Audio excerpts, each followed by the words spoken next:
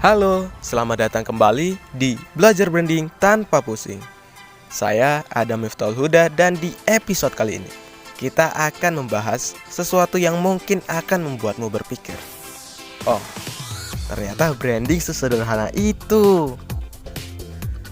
Di episode sebelumnya kita telah membahas mengapa branding sering membingungkan dan bagaimana cara memahaminya dengan lebih mudah. Sekarang, mari kita masuk ke hal yang lebih menyenangkan. Memahami bahwa branding sebenarnya tidak harus ribet. Kamu tidak perlu strategi pemasaran tingkat tinggi atau menggunakan jumlah rupiah yang banyak untuk memiliki brand yang kuat. Bahkan, elemen-elemen paling sederhana dalam hidupmu sudah cukup untuk menciptakan sebuah identifikasi yang kuat. Seringkali, branding dikaitkan dengan perusahaan raksasa, logo yang mencolok, atau slogan yang mendunia. Padahal, branding terjadi di mana-mana, termasuk dalam kehidupan sehari-hari kita. Bayangkan seorang teman yang selalu memakai pakaian hitam. Tanpa dia perlu mengatakan apa-apa, kita langsung mengidentifikasi dia sebagai orang yang selalu berpakaian hitam. Itu adalah branding. Sederhana, bukan? Branding tidak hanya terjadi dalam dunia bisnis, tapi juga dalam interaksi sosial kita. Seseorang yang selalu tersenyum dan ramah di kantor akan dikenal sebagai orang yang menyenangkan. Ini adalah contoh nyata bahwa branding bisa terbentuk dari tindakan-tindakan sederhana. Jika kita melihat kembali konsep branding, esensinya adalah bagaimana sesuatu dikenali dan diingat. Artinya, segala sesuatu yang bisa menciptakan pengenalan itu adalah bagian dari branding.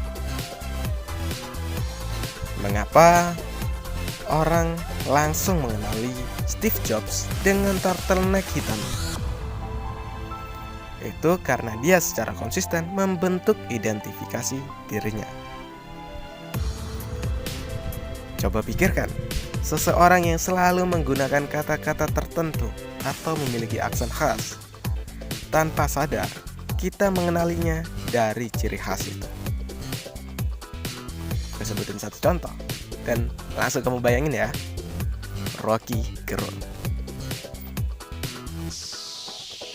Pernahkah masuk ke toko roti dan langsung tahu merek apa yang menjualnya hanya dari aromanya? Itu adalah branding berbasis sensorik. Dari sini kita bisa melihat bahwa identifikasi sederhana sudah cukup untuk menciptakan persepsi yang kuat terhadap suatu entitas. Branding bukan hanya tentang logo, warna, atau desain visual. Setiap kali kamu berinteraksi dengan orang lain, kamu sedang membentuk citramu sendiri. Jika kamu seorang penjual, bagaimana cara kamu melayani pelanggan, itu akan membentuk persepsi tentang brandmu. Jika kamu seorang content creator, bagaimana cara kamu menyampaikan pesan kepada audiens, itu juga bagian dari branding. Branding yang kuat bukanlah tentang seberapa kompleks strategi yang kamu gunakan, melainkan seberapa konsisten kamu dalam memperidentifikasikan dirimu. Jadi, kesimpulannya, branding itu tidak harus ribet. Entitas bisa teridentifikasi hanya dengan hal-hal kecil yang dilakukan secara konsisten. Baik itu cara berpakaian, gaya bicara, atau kebiasaan sederhana yang melekat pada dirimu. Semua itu adalah bagian dari branding yang sebenarnya.